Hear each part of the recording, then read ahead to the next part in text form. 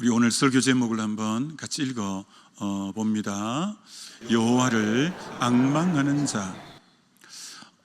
여러분, 이사야서 말씀은 이사야서는 66장으로 되어져 있는 책이 이사야서입니다. 이사야서는 크게 둘로 구분합니다. 1장부터 39장, 40장부터 66장, 이렇게 이사야서는 크게 둘로 구분하죠. 1장부터 39장까지는 많은 선지자들이 나타나서 회개하라, 빨리 돌이키라, 이렇게 말씀합니다. 그러나 결국 그들이 불순종함으로 바벨론의 포로로 잡혀가게 되어지죠. 40장부터는 그 포로로 잡혀간 그 백성들을 회복시킨다는 언약의 말씀, 소망의 말씀입니다. 그래서 40장 1절은 내 백성을 위로하라, 이렇게 출발이 되어지죠. 오늘 바로 하나님이 자기 백성을 회복시키는 이 40장에 오늘 본문 말씀이 있습니다. 이들은 오랫동안 바벨론에서 포로 생활을 하면서 마음이 많이 가라앉아 있고 낙담해 있습니다. 그래서 하나님에 대해서도 이들이 곡해하고 잘못 생각하고 있습니다. 이들이 27절에서 하나님에 대해서 지금 포로로 잡혀간 이 백성들이 이렇게 생각하고 있습니다. 27절을 현대인의 성경으로 먼저 보면, 이스라엘아, 어째서 너는 여호와께서 너 고통을 보지 않으며 내가 원통한 일을 당해도 무관심하다고 불평하느냐? 이렇게 하나님이 그들을 나무랍니다. 그들은 지금 하나님은 우리 고통을 보지도 않는다, 우리가 이렇게 원통한 일을 당해도 하나님은 무관심하다면서 이렇게 불평을 하고 있다는 거예요. 쉬운 성경으로 한 번 더 보면, 하나님은 우리 어려움을 모르고 계시고 우리 부르짖음을 무시하신다. 지금 하나님은 자기들이 그렇게 복역의 때에 이 포로 생활을 하는데 이런 어려움을 하나님은 모르고 계신다. 우리가 아무리 부르짖어도 하나님 귀를 닫고 무시하신다, 이렇게 생각하고 있다는 거예요.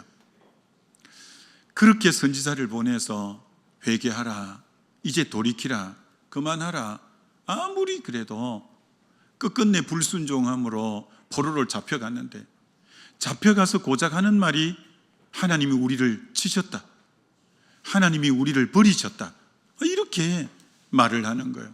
그럴 뿐 아니라 하나님은 이렇게 우리가 지금 원통한 일 당하는 거 하나님은 몰라주고 계신다. 정말 하나님은 이렇게 우리 고통 가운데 있는데 기도도 들어주지 않고 무시하신다, 막 이렇게 지금 하나님에 대해서 원망하고 불평하는 거예요.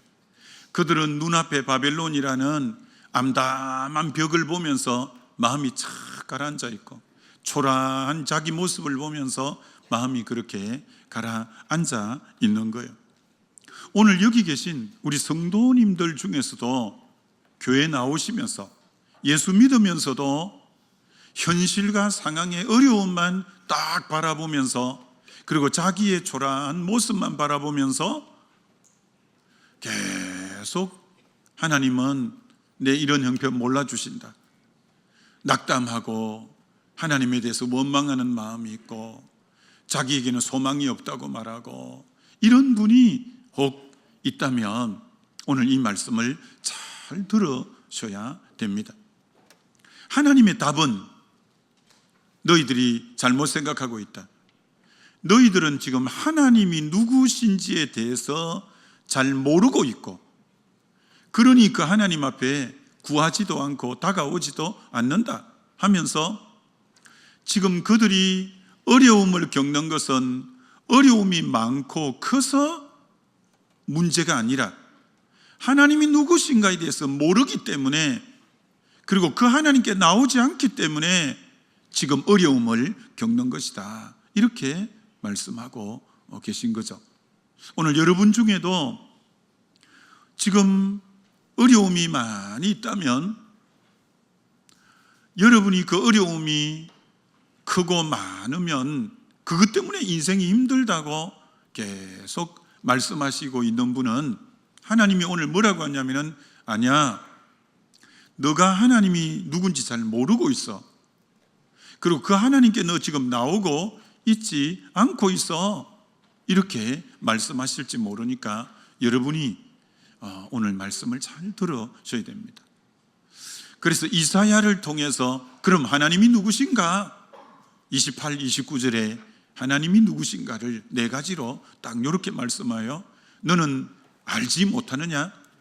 듣지도 못하였느냐? 영원하신 하나님 여호와, 땅끝까지 창조하신 이는 피곤하지도 않으시며 곤비하지도 않으시고 명철이 한이 없으시고 피곤한 자에게는 능력을 주시고 무능한 자에게는 힘을 더하시나니. 자, 우리 하나님이 어떤 분인가 정리를 이렇게 네 가지로 한번 해보면, 첫 번째, 하나님이 누구신가? 영원하신 하나님 여호와, 이렇게 말씀하는 거예요. 여러분, 하나님이 자신의 이름을 여호와로 드러낼 때는 언제냐면, 자기 백성과 언약을 반드시 지키신다라고 할 때 여호와라는 이름을 써요. 여호와라는 이름을 쓸 때는 자기 백성과 한 약속을 나는 반드시 지킨다. 그럴 때 여호와라는, 언약의 하나님이라고 할 때 여호와라고 하시는 거예요. 그럼 이 백성에게 하나님이 무슨 언약을 하셨는가? 이 백성에게 하나님이 70년 복역의 때가 끝나면 바벨론에서 다시 돌이키게 될 거다, 이 약속을 하셨어요. 근데 그들이 그 약속을 붙잡아야 될 건데 현실의 어려움만 바라보면서 하나님, 우리 원통한 거 몰라준다, 우리 기도도 안 들어주신다 하면서 지금 넋두리를 하고 있는 거예요. 약속을 붙잡으면 소망을 가질 건데 하나님 반드시 약속을 지켜서 우리를 회복시킬 거야, 이렇게 할 건데. 두 번째는 하나님이 어떤 하나님이냐? 땅끝까지 창조하신 하나님. 하나님이 창조하셨으니까 이 땅의 주인이 하나님이고 이 땅의 주권이 하나님의 손에 있다는 거예요. 너희들 왜 바벨론 왕 느부갓네살이 지금 너희들의 운명을 쥐고 있다고 생각하냐? 아니야, 주권자는 하나님이셔. 너희들 지금 바벨론 포로로 보내기도 하시고 포로에서 귀환하기도 하시고 살리기도 하고 죽이기도 하고 높이기도 하고 낮추기도 하는 주권은 하나님의 손에 있는 거지, 그거 사람의 손에 있는 거 아니야 라고. 왜 하나님의 손에 있는데 너희들이 그렇게 낙담할 이유가 뭐냐 라고 하는 거예요. 세 번째는 명철이 한이 없는 하나님이라는 거예요. 여러분, 인간의 단점이 뭐냐면 어떤 문제가 있으면 문제에 인간은 지혜와 지식이 한계가 있잖아요. 근데 하나님은 명철이 한이 없대요. 그 말은 사람으로는 불가능해도 하나님은 다 가능해. 홍해가 가로막혔을 때 뒤에는 600성의 애굽의 군대가 쫓아올 때 글자 그대로 진퇴양난이잖아요. 인간은 불가능하잖아요, 그 상황에서. 근데 하나님은 밤새 동풍을 불어 홍해를 마른 땅이 되게 해서 건너가잖아요. 여러분, 인간은 불가능해도 명철이 한이 없는 하나님은 거기에 답이 있고 길이 있고 언제든지 해답을 여실 수 있는 분이에요. 근데 왜 너희들 지금 마치 하나님을 믿는다면서도 명철이 한이 없어서 불가능을 가능케 하시는 하나님인데 그렇게 낙담하고 있냐? 네 번째는 피곤한 자에게 하나님은 능력을 주시고 무능한 자에게 힘을 주시는, 다윗이 여호와는 나의 힘이시오, 나의 힘이 되신 여호와여라고 시편 18편 1절에 말한 것처럼 하나님이 다윗에게 힘을 주니까 곰에게도 사자에게도 골리앗에게도 어떤 전쟁에도 능히 이기게 하시는 하나님인 것처럼 하나님이 너에게 힘 주시면 너희들 거기서 얼마든지 벗어날 수 있어. 보세요, 이처럼 하나님은 우리에게 너무나 소망과 얼마든지 힘을 주실 수 있는 분인데 이들은 지금 현실만 바라보고 자기 연약함만 바라보고 낙담해 있는 이들의 모습인 거예요. 자, 그렇다면 어떻게 하면 그러면 이 놀라운 하나님의 능력이, 힘이 우리에게 임할 수 있느냐? 그 길은 이사야 40장 31절 이 방법이라고 하는 거예요. 오직 여호와를 앙망하는 자는 새 힘을 얻으리니 독수리가 날개치며 올라감 같을 것이요 다른 박질하여도 곤비하지 아니하겠고 걸어가도 피곤하지 아니하리로다. 하나님으로부터 힘을 얻는 유일한 방법은 여호와를 앙망하는 것이다, 이렇게 말하는 거예요. 앙망이라는 단어는 요즘에 자주 쓰는 단어가 아니니까 그럼 뭔지 한번 다시 정리해서 보여드리면, 앙망의 이 히브리어로는 카바라는 말인데, 바라보다, 기다리다, 머리를 들다, 기대하다, 우러러보다, 이런 다양한 뜻을 가지고 있습니다. 앙망은 주님을 우러러 바라보고 주님을 기다리고 주님에게 간절한 소망을 갖는 걸 앙망한다, 이런 때 쓰는 거예요. 이처럼 주님을 그렇게 바라보고 주님을 기다리며 주님을 간절히 소망할 때 새 힘이 오는데, 이 새 힘은 원천이 하나님으로부터 오는 힘이라는 거예요. 하나님으로부터 새 힘이 오면 강하고 담대해지고 마음이 평안해지고 어떤 어려운 상황을 만나도 뚫고 나갈 힘이 있는 것이 하나님이 주시는 힘이다, 이렇게 말씀하고 있다라는 것입니다. 여러분, 근데 하나님이 새 힘을 주시는데 그 새 힘을 주실 때 무엇하고 비슷하다고 하냐면은, 오직 여호와를 앙망하는 자에게는 새 힘을 얻으리니 독수리가 날개치며 올라감 같을 것이며 라고 말씀하고 있는 거예요. 그럼 여러분, 독수리가 날개치며 올라감 같은 거하고 새 힘을 얻는 거하고 견주어서 얘기를 하는 거예요. 여러분, 독수리는 일반 새들하고는 다른 거예요. 참새는 파닥파닥 날개짓을 해야 날개짓 하는 만큼 옮겨가는 거예요. 이 나무에서 저 나무로, 이 전봇대에서 저 전봇대로. 그러나 독수리는 그렇지 않습니다. 독수리는 날개가 엄청나게 이렇게 큽니다. 바람이 상승 기류가 있는 그 바람에 날개를 쭉 펴고 있으면 그 날개가 상승 기류의 바람의 영향으로 위로 붕 이렇게 높이 나는 거예요. 이게 자기의 날개짓이 아니에요. 내 노력과 내 힘이 아니에요. 날개를 쭉 펴면 그 상승 기류에 의한 바람에 의해서 높이 멀리 나는 것이 하나님이 우리에게 주시는 새 힘의 원리와 같다는 거예요.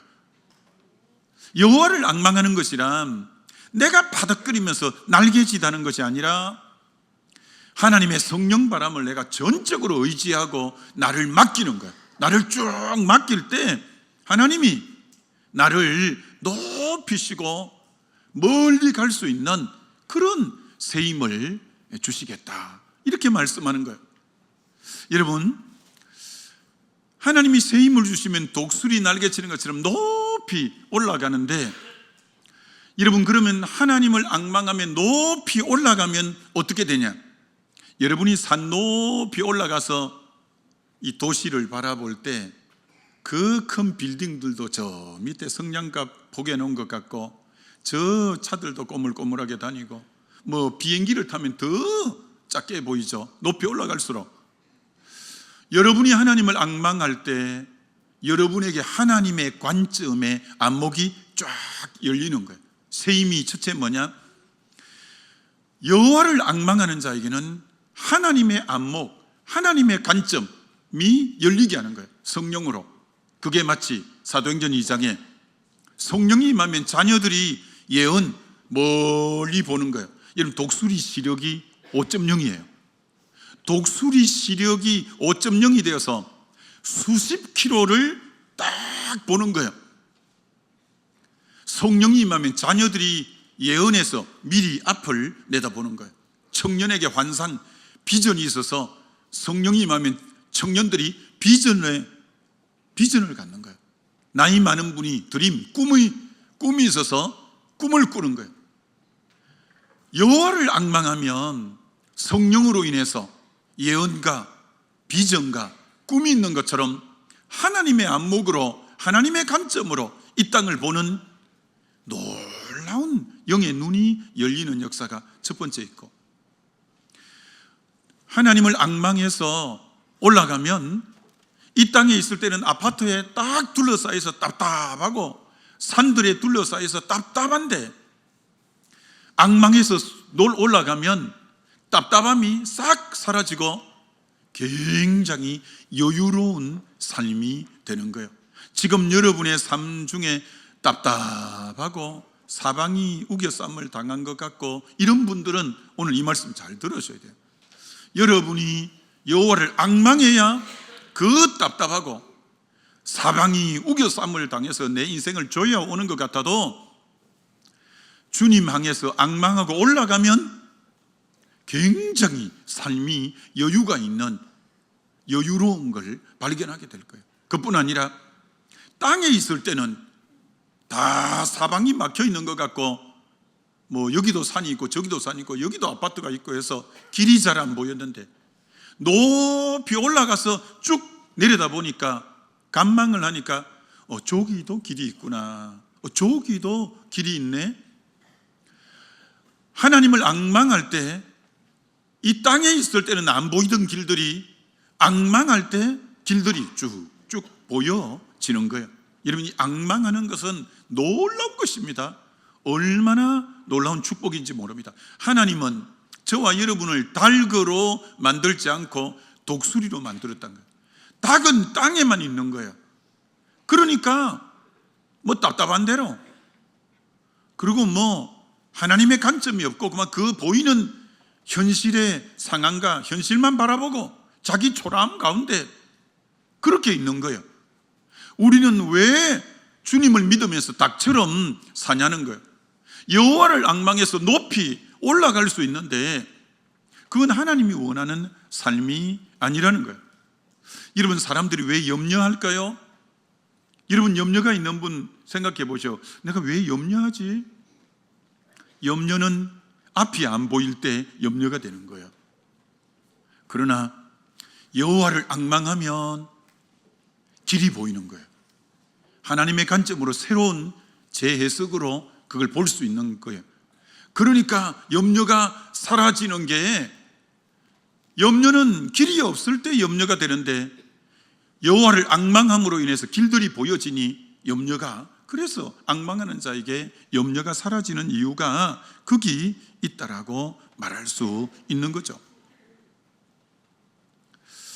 여러분, 김용희 선교사님이라고 순회 선교단에 그분의 말씀 가운데 참 잊어지지 않는 예화 하나가 늘 생각나요. 어느 곳에 집회를 갔는데 끙 사육장을 하는 집사님, 끙 사육장으로 갔대요. 근데 뭐 끙들이 이렇게 뭐 수백 마리를 이렇게 키우는데, 예? 끙 하여튼 하여튼 우리 옛날 사투리는 꽁이라고 했는데요. 그래요. 제가 발음이 약간 그래도 알아들으셔요. 하여튼 이 끙 농장에 갔는데 수백 마리를 키우는데, 아니 막을 안 쳐 놓았더래요. 그러면 이 꽁이 날아다니잖아요. 근데 안 날아가는 거예요. 그리고 발목을 묶어 놓지도 않는데 도망가지도 않는 거예요. 희한하다. 어떻게 이 꽁들이 안 날아가냐. 자세히 보니까 머리에 캡을 다 씌워 넣었더라는 거예요. 모자를 씌워 넣었더라는 거예요. 그러면서 사육하는 거 집사님이 이렇게 얘기를 한다는 거예요. 꽁은 눈에 보이는 만큼만 반응하고, 그리고 보이지 않는 것은 생각을 안 한다고. 그래서 딱 하늘이 안 보이게끔 캡을, 모자를 딱 씌워 놓으니까 안 보이는 거예요. 이게 보이는 게, 자기는 진짜 날 수 있는 능력이 있는데도 그걸 안 보이게 만든 거예요. 그러니까 보이는 땅에만 있고 한 마리도 안 날아간다는 거예요. 그때 김용희 선교사님이 충격을 받았다는 거예요. 야, 우리 인간도 마찬가지구나. 인간은 땅만 보도록 살도록 만들어진 존재가 아니라 위로 여호와를 앙망함으로 하나님을 바라보면서 살도록 만들어진 존재인데, 근데 여러분, 빌립보서 3장에 지금도 십자가의 원수로 행하는 자들이 있어서 내가 눈물로 이 편지를 써노니, 그러면 십자가 원수로 행하는 자들이 누구냐? 저들은 땅의 일만 생각하는 자라라는 말씀이 나와요. 오늘도 심지어 교회에 다니는 사람까지도 땅의 일만 생각하는 사람이 있어. 전혀 이게 자기 운명이 닭인 줄 알고 있는 거예요. 얼마든지 주님을 앙망함으로 높이 오를 수 있는데 오를 생각도 안 하고 사는 거예요. 그러니 늘 이 땅의 문제에, 상황의 문제만 바라보고 늘 낙담해 있고 늘 불평해하고 그런 인생을 살고 있는 거예요. 근데 여러분, 창세기부터 계시록까지 믿음의 사람들을 보셔요. 전부 여호와를 앙망해서 다 그렇게 살고 있어요. 어떻게 사냐면, 이 사도 바울이 사도행전 16장에 점치는 여종의 귀신을 쫓아내고 찾고 수갑을 차고 깊은 옥에 던져줬어요. 그럼 수갑도 차서 지금 자기를 결박하고 있죠. 깊은 옥도 자기를 지금 가두고 있죠. 그리고 아주 어두운 감옥이죠. 참 앞이 안 보이는 암담한 상황이죠. 정말 현실만 바라보면 원망 불평이 나올 수밖에 없고 마음이 좌절될 수밖에 없는 상황이죠. 그런데 사도 바울은 여호와를 앙망하는 법을 아는 사람이에요. 그 밤중에 일어나 하나님을 앙망하여 기도하고 찬송하는 거예요. 그랬더니 하나님의 임재 가운데 착고가 쫙 풀어지는 거예요. 그 지진이 나서 감옥 문이 쫙 열리는 거예요. 그리고 그 두렵게 하던 간수들이 그 앞에 와서 부복하면서 선생이여, 우리가 어찌하여 구원을 얻을꼬? 주 예수를 믿으라 라고 하는 것처럼, 여러분, 그 현실의 암담함 속에서만 좌절하고 원망하고 낙담하고 사는 그런 인생이 아니라 이제 여호와를 앙망함으로 솟아오르니까, 하나님이 역사하니까 그 하늘의 역사로 인해서 땅에 묶여있는 부분 착고가 풀어지고 감옥 문이 열리고 간수가 얘기하는 것처럼 다시 한번 여러분 축원합니다. 현실의 암담한 현실 앞에 낙담하고 원망하고 좌절할 것이 아니라 여호와를 앙망함으로 승리하게 되시기를 주의 이름으로 축원합니다. 여러분, 여호수아, 갈렙이 어떻게 10명의 정탐꾼은 저 땅은 거민을 삼키는 땅이요, 저들은 장대한 족속이요, 우리는 그들에 비하니까 우리는 메뚜기 같습니다, 저들에 비하면 우리 메뚜기 같습니다, 이렇게 말하는데, 여호수아 갈렙만큼은 저들은 우리의 밥이라, 저 땅은 아름다운 땅이라, 빨리 들어가서 취하자. 어떻게 2명은 10명하고 전혀 상반된 반응을 보일까요? 갈렙은 여호와를 온전히 쫓았더라. 앙망하는 자예요. 그래서 그들은 땅의 문제만 가지고 있는 게 아니라 주님을 향해 솟아오른 거예요. 여러분, 높이 솟아올라서 가나안 7족속 봤더니 아무것도 아닌 거예요. 저들은 우리의 밥같이 보이는 거예요. 여러분, 위에 높이 올라가서 그들을 내려봤더니 정말 그들은 적은 자예요. 우리의 먹잇감에 불과한 거예요. 우리가 금방 취하면 될 것 같은 거예요. 왜 문제가 그렇게 커 보이는가? 왜 그렇게 암담해 보이는가? 여러분이 땅에서 생각하니까 그런 거예요. 땅에서 바라보니까 그런 거예요. 왜 여호와를 앙망해서 독수리 날개치는 것처럼 솟아오르면 그게 적게 보여서 저들은 우리의 밥이다, 빨리 우리 가서 취하자, 이럴 수 있는 거예요. 그래서 정말 여호와를 앙망해서 독수리 날개침처럼 올라감이 문제가 아주 작아 보이고 문제의 해결의 실마리가 열리는 것처럼, 이런 믿음이 우리에게 얼마나 필요한가. 여러분, 사도 바울은 당대의 최고 엘리트였습니다. 바리새인, 가말리엘 문화, 로마 시민권, 스펙이 대단한 사람이죠. 근데 어떻게 그걸 배설물로 버릴까요? 그가 여호와를 앙망하면서 독수리 날개치듯 삼청천까지 올라갔어요. 하나님의 영광을 본 거예요. 여러분, 촛불이 어두울 때는 굉장히 밝지만 태양이 떠버리면 촛불은 의미 없는 거예요. 아주 무색한 거예요. 하나님의 영광의 빛을 보아버리니까 세상에 자랑하고 그랬던 게 아무 무색한 거예요. 그 배설물로 기꺼이 버릴 수 있는 거예요. 하나님의 솟아올라 하나님의 관점에서, 영광의 관점에서, 하나님의 영광의 안목에서 이 땅 걸 못 바라보니까 그게 소중한 것처럼 보이지만, 모두 하나님을 깊이 경험하고 솟아오른 주님을 앙망하고 독수리 날개처럼 올라간 사람들은 그거 배설물처럼 기꺼이 다 버리며 주님을 쫓아갔던 사람들이죠. 여러분, 우리가 비행기 타고 갈 때 그런 거 간혹 느끼잖아요. 비행기를 타고 가면 먹구름이요, 저 밑에 시큰 먹구름이 있는 거예요. 한 번씩 저 밑에 먹구름 속에서 번쩍거리면서 번개가 치고 있는 거예요.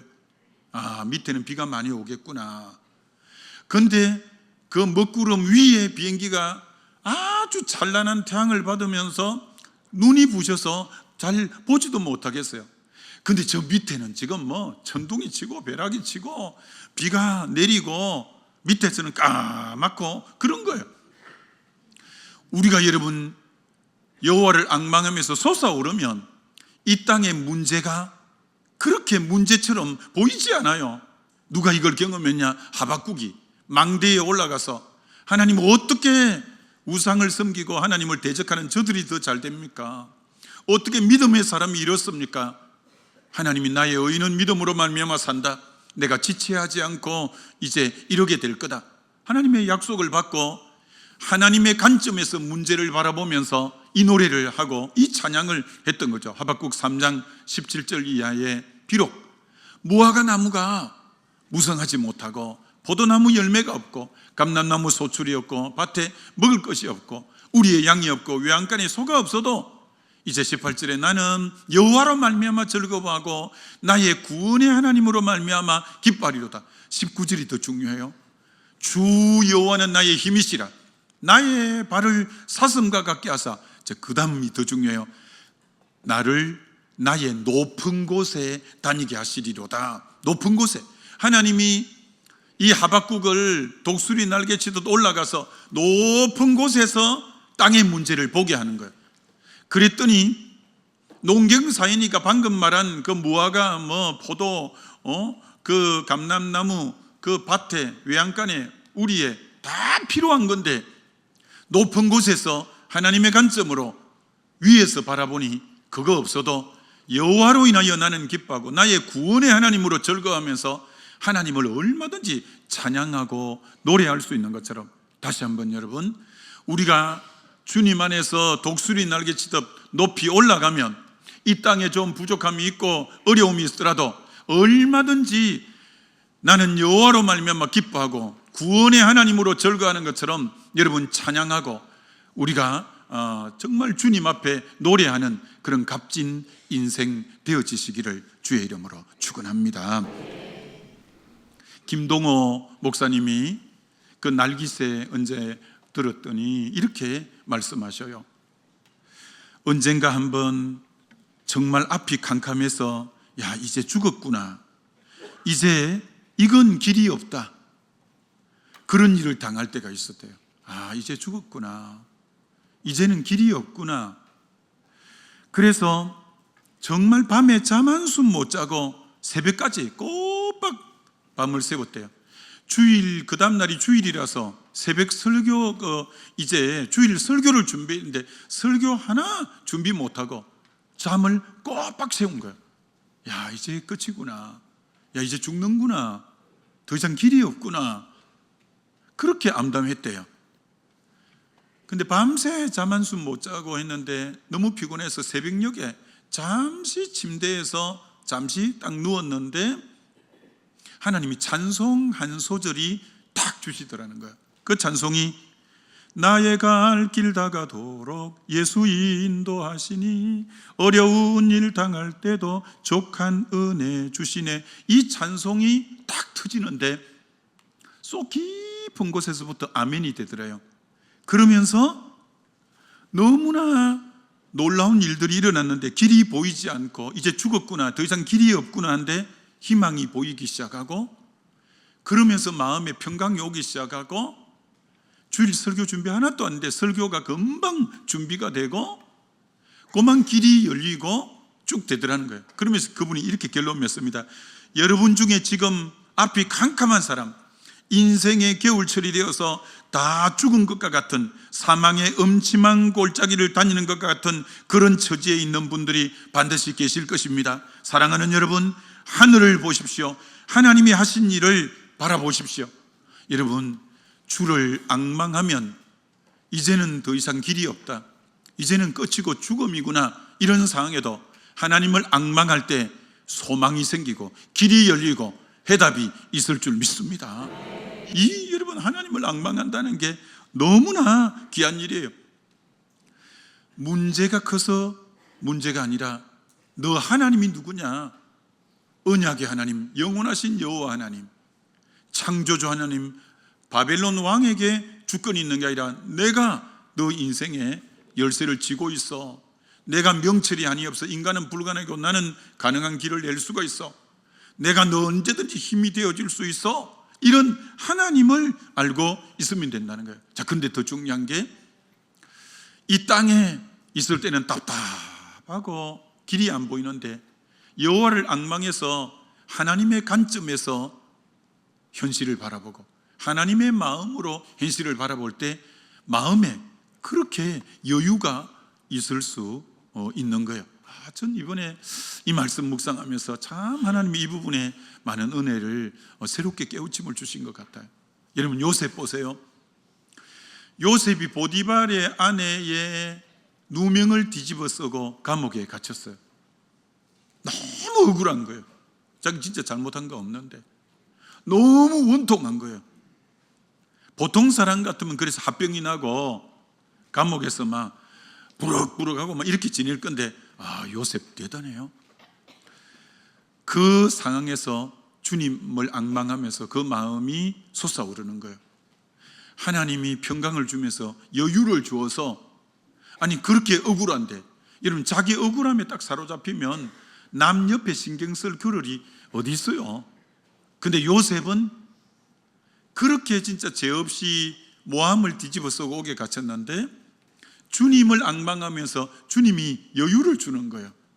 다른 죄수들을 케어하는 거예요. 다른 죄수들의 꿈을 해몽해 주는 거예요. 그래서 감옥에 전옥이 보고 있다가, 야, 이 사람 참 대단하다. 감옥의 모든 죄수들을 이 사람한테 맡겼어요. 왜? 너무나 감옥에서 자기 문제에 짓눌려 있는 사람은 옆에 사람 섬길 여유가 전혀 없어요. 요셉의 대단하면 그 억울하고 그 원통한 상황에서 주님을 앙망하는 가운데 주님 주시는 여유가 있는 거예요. 다른 사람을 돌볼 여력이 있는 거예요. 이건 굉장히 중요한 겁니다. 성령의 사람의 특징은 어떤 일을 만나도 주님 향해 솟아오르면서 여유를 가지고 있는 거예요. 섬김의 마음을 가지고 있는 거예요. 평강의 마음을 놓지 않고 있는 거예요. 이 대단한 마음이에요. 여러분, 다윗이 사울 왕에게 쫓겨 광야에 있을 때 3,000명의 군대, 여러분 유다 나라는 강원도 땅만 해요. 근데 3,000명의 특공대를 풀어서 뒤적이고 잡히면 죽는 거 아니겠어요? 그러면 자기 혼자 피해야 잘 숨어서 눈에 안 띄인데, 이 다윗에게 누가 왔냐면 환난 당하는 자, 원통한 자, 빚진 자 400명, 600명이 다윗의 그늘 아래 찾아오는 거예요. 아니 지금 내 신세가 얼마나 힘든데, 나 지금 눈에 띄면 안 되는데 그 다 거두어 드려요. 여러분, 그 여유 다 품어낼 여유, 내가 지금 쫓겨다니는 상황인데 주님을 앙망할 때 주님 주시는 평강 속의 여유, 지금 여러분에게 이 여유가 있냐라는 거예요. 여러분에게 이 여유가 있냐라는 거예요. 하나님의 사람은 이 여유가 있어요. 그거 다 받아내는 거예요. 결국은 나중에 다윗 왕국의 초석들이 이들이 다 되죠. 여러분, 고린도 후서 8장에 마게도냐 교회가 어떤 형편이냐면 이런 형편이래요. 환난에 많은 시련 가운데 넘치는 기쁨과 극한 가난이 풍성한 연보를 했다. 아니, 그 교회가 지금 환난에 많은 시련 가운데 있고 극한 가난 가운데 있는데 예루살렘 교회가 어려움 겪는다고 구제비를 모아서 마게도냐 교회가 예루살렘 교회에 구제비를 보내는 거예요. 여러분, 거기에 어떤 단어가 많냐면 고린도후서 8장에 은혜라는 단어가 많거든요. 그들에게 하나님의 은혜가 임했어요. 주님을 앙망하니까 은혜를 주었어요. 자기들이 환난에 많은 시련 가운데 있고 극한 가난 가운데 있는데 주님이 섬길 마음을 주시는 거예요. 섬길 마음을 주시는 거예요. 자기들이 어려운데도 구제비를 떼놓는 거예요. 선교비를 떼놓는 거예요. 정말 축복의 통로원금을 떼놓는 거예요. 소망의 항구원금을 떼놓는 거예요. 여러분, 우리 믿는 사람은 이렇게 살면 안 돼요. 내 어렵다고 나 지금 풀칠하기도 힘든데 남 뭐 생각할 겨를이 있어. 그러면 계속 그렇게 삽니다. 내가 어렵지만 주님을 향해 솟아오를 때 주님이 희한하게 내 허리 지금 졸라매고 힘든데도 주님은 언제나 여유를 주셔요. 그 가운데도 섬길 마음을 꼭 주셔요.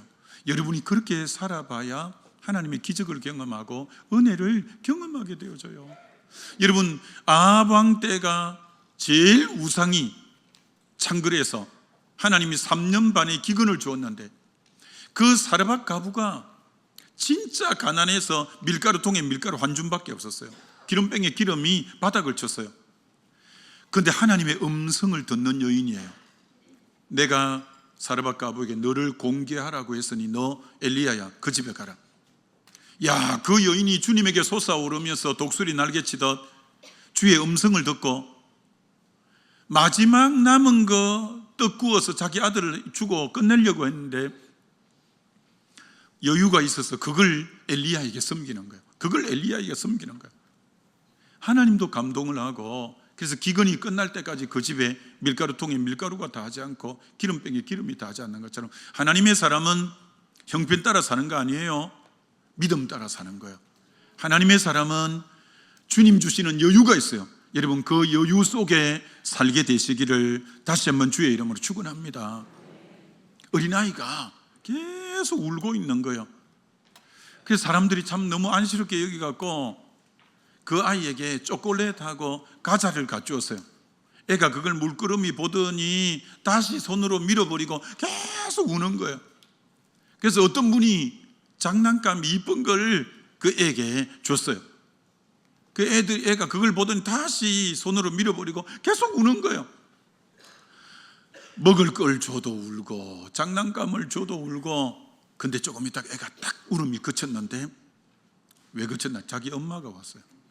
자기 엄마가 오니까 장난감 없어도 초콜릿 없어도 과자 없어도 엄마 품에 안기니까 그만 울음이 그친 거예요.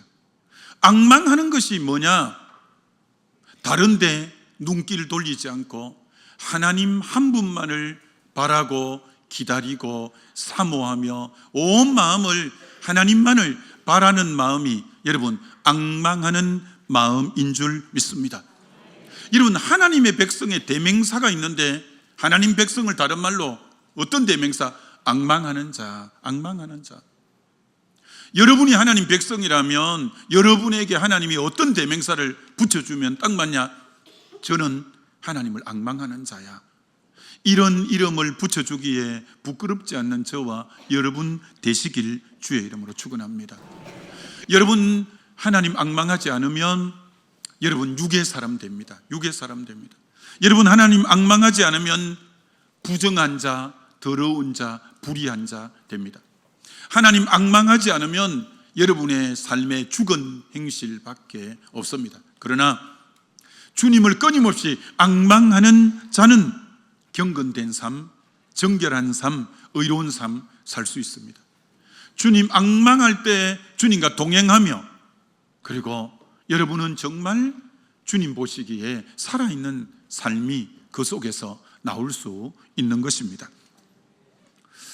요 구절만 보여드리고 마무리해보면 좋겠습니다. 신명기 32장 11절, 마치 독수리가 자기 보금자리를 어지럽게 하며 자기의 새끼 위에 너풀거리며.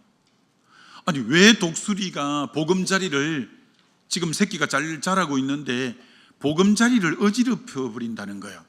왜? 이제는 낭떠러지 있는데, 독수리 집이 있는데 좀 이제는 날 때가 되었어요. 그래서 보금자리를 어지럽혀야 거기 있지 않고 이제 막 뛰어내리는 거예요. 그러면 내 죽겠다고 막 날개짓을 하면서 날개가 이제 힘을 얻는 거예요. 그럼 땅에 부닥칠 때 돼서 손살같이 내려가서 다시 위에 덩어리에 엎고 또 올라오는 거예요. 그래서 독수리는 자기 자녀를 훈련시키기 위해서 보금자리를 어지럽힐 때가 있어요. 이건 우리 성도들에게 마찬가지예요. 혹 여러분 중에 하나님이 내 삶의 보금자리를 왜 이렇게 어지럽힐까? 왜 어지럽힐까? 그 이유는 앙망하는 삶이 아니고 다른 데 계속 주목하고 있으면 앙망할 때까지 하나님이 어지럽히는 거예요. 어지럽히는 거예요. 여러분이 생각하는 것이 필요해요. 오직 깨어서 내 온 마음이 마음 다하고 성품 다하고 뜻 다해서 하나님만 앙망하는 인격을 만드시고자 하는, 이것이 하나님이 우리에게 원하시는 것이다라는 거예요. 여러분, 하나님이 남유다 백성을 BC 586년에 바벨론에 보내버렸어요. 4대 문명의 발생지인 이 바벨로니아 문명을 보고 살아가라고, 거기서 뿌리 내리고 살아가라고 보낸 게 아니라 주님이 그들의 보금자리를 흔든 것은 하나님을 앙망하라고. 그래서 바벨론 포로로 잡혀가는 그들에게 예레미야 29장에 전심으로 여호와를 찾으면 내가 너희 만나주고 너희들이 내게 부르짖으면 내가 응답한다는 그 약속 하나 주고 그들을 보냈어요. 야, 아니냐 다를까, 그들의 보금자리를 흔들었는데 어떤 걸출한 인물이 나오냐? 느헤미야 같은 인물이 나와요. 에스라 같은 인물이 나와요. 에스더 같은 인물이 나와요. 모르드게 같은 인물이 나와요. 다니엘 같은 인물, 에스겔 같은 인물, 다니엘의 세 친구 같은 인물, 걸출한 하나님을 앙망하는 자가 보금자리를 흔들었더니 앙망하는 그런 믿음의 사람들이 그렇게 나오게 된 거예요. 역시 하나님의 계획은 잘 맞아 들어간 거예요.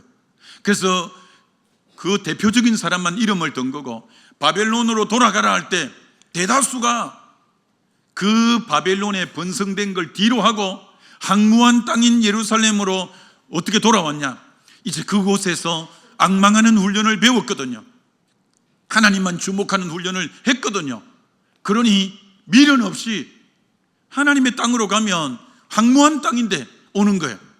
왜? 그 광야 시간을 통해 하나님이 보금자리를 흔들고 앙망하는 훈련을 시켰기 때문에 그런 거예요. 여러분, 우리 삶은 어떤 의미 두 가지예요. 주님을 앙망하든지 아니면 주님이 우리 보금자리를 흔들든지, 둘 중에 하나가 하나님 자녀의 운명이에요. 다시 말합니다. 하나님을 앙망하는 삶을 살든지 아니면 하나님이 그 자녀의 삶을 앙망하도록 보금자리를 흔들든지, 둘 중에 하나가 하나님의 자녀의 삶이라 이렇게 말할 수 있습니다. 여러분이 이렇게까지 기도할 수 있으면 얼마나 좋을까 생각이 되는데 아마 안 따라 하려고 할 거예요. 어떤 기도? 예수님, 제가 주님을 앙망한 것만큼 제게 베풀어 주십시오. 주님, 제가 앙망이 느긋하면 제 삶을 흔들어 주시고, 이거 기도 따라 안 하려고 하겠죠. 앙망이 느긋하면 흔들어 주시고, 앙망이 강하면 평안과 은혜를, 복을 주옵소서. 뒤에 것만 크게 하고. 여러분, 그건 안 따라해도 되지만, 여러분 분명한 것은 하나님은 우리를 앙망하는 자로 세우기를 원하는 거죠. 그래서 하나님 백성의 대명사가 앙망하는 자인데, 하나님은 앙망 안 하고 땅에 계속 안주하려고 하면 보금자리를 흔들었어라도 너 앙망하는 인격이 돼야 돼. 앙망이 강할 때 하나님이 복과 은혜를 부어주시는 것처럼 그런 저와 여러분 다 되어지시기를 주님의 이름으로 축원합니다.